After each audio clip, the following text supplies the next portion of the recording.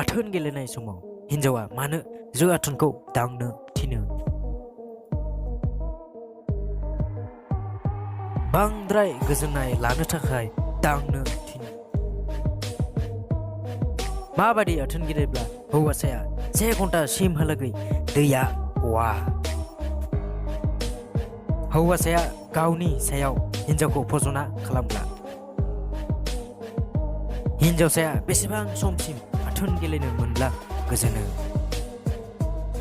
2 घन्टानिफ्राय 3 घन्टासिमहालागै। माबादि आथोन गेलेब्ला हिन्जावसाया बांद्राय गोजोननाय मोनो?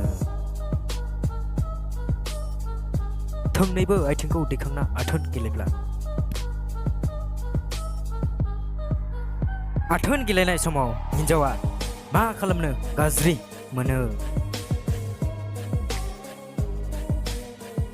हौवानि आथोनखौ गले गले सोलाय बखलाय खालामनो।